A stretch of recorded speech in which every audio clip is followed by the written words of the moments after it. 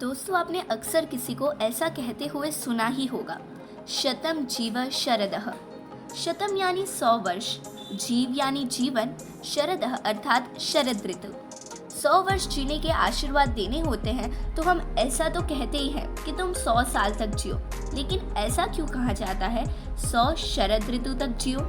शरद ऋतु का क्या महत्व है? शरद पूर्णिमा का क्या महत्व है? क्या होता है शरद पूर्णिमा की रात को? शरद पूर्णिमा का हमारे स्वास्थ्य पर क्या असर पड़ता है? आज की इस वीडियो में इसी के बारे में बात करेंगे। वीडियो को अंत तक जरूर देखिएगा और चैनल को सब्सक्राइब करना मत भूलिएगा।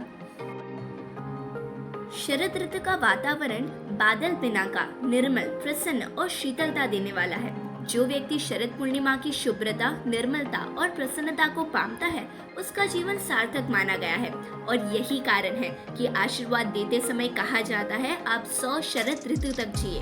वैदिक काल में वैदिक ऋषि भी यही प्रार्थना करते थे, अजिताः स्याम शरदः शतम्, अर्थात हम 100 शरद ऋतु तक अजय रहे। वसंत, शरद, ग्रीष्म, शिशिर, वर्षा, हेमंत, ये 6 ऋतुओं में शरद ऋतु सर्वोत्तम मानी गई है। कवि कालिदास ने भी ऋतु संहार में शरद ऋतु का उल्लेख किया है। त्रिभुवनेश्वरी जगदम्बा की आराधना, उपासना में घूमते गरबे के साथ प्रकाश पर्व की पूर्णाहुति शरद पूर्णिमा की रात को ही होती है। शरद पूर्णिमा में कलाधर चंद्र की 16 कलाएं खिल जाती है।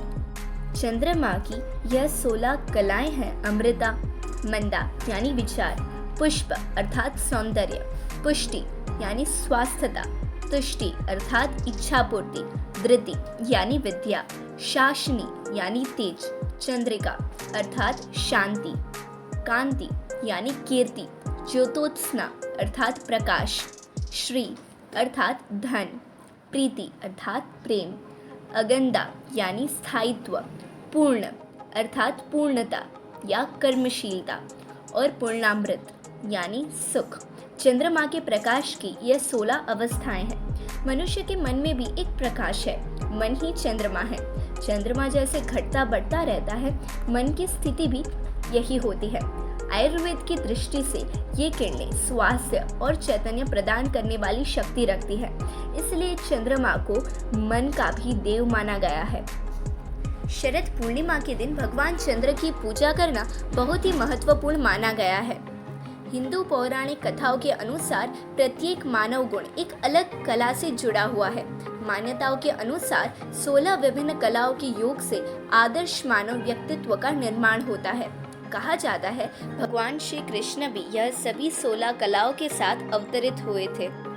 शरद पूर्णिमा के चंद्रमा की अमृत समान चांदनी किरणों के प्रभाव की अगर बात की जाए तो वह सृष्टि को शीतलता प्रदान कर चैतन्यवंतित बनाती है।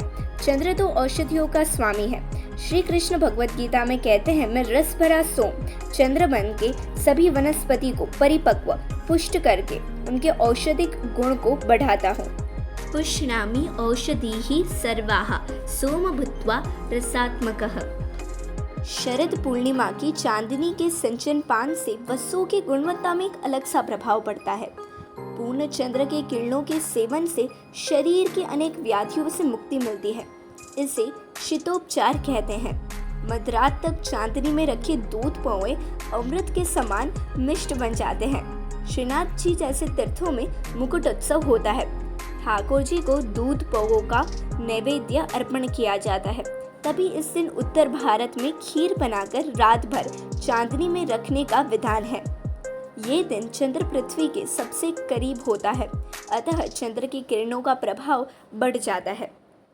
शरद पूर्णिमा का काफ़ी महत्व है। इस दिन ऋषि वाल्मीकि का भी जन्मदिन है। ऋषि वाल्मीकि के बारे में हम अगले वीडियो में ज़रूर से बात करेंगे और साथ ही भगवान श्री कृष्ण द्वारा की गई अद्भुत माया के बारे में भी हम बात करेंगे। शरद पूर्णिमा में रचित रास लीला तो काफ़ी सुप्रसिद्ध है। शरद पूर्णिमा के दिन श्री कृष्ण राधा और गोपियों के साथ रास रचते हैं और इसका उल्लेख श्रीमद् भागवत के 10वें स्कंद में भी किया गया है। यदि बात करें इस दिन की अधिष्ठात्री देवी की तो वह महालक्ष्मी है। शरद पूर्णिमा को कोजागरी पूर्णिमा भी कहा जाता है। कोजागरी यानी जागरण करने वाली पूर्णिमा। इस दिन लोग कोजाग्र व्रत कर, उपासना कर, रात्रि को लक्ष्मी पूजन कर जागरण करते हैं। मध्यरात्रि को शरद ऋतु की अधिष्ठात्री और सौंदर्य की देवी लक्ष्मी विहार करने निकलती है और बोलती है, कौन जग रहा है, जो जाग रहा है उसे धन की प्राप्ति होगी। जो पूर्ण निष्ठा के साथ माँ की उपासना करता है एवं पूर्ण श्रद्धा के साथ व्रत करता है, वे उन पर अपनी कृपा दृष्टि डालती है। शरद पूर्णिमा में देवी लक्ष्मी की कृपा आप सभी पर बनी रहे। आप सभी को शरद पूर्णिमा की हार्दिक शुभकामनाएं। धन्यवाद।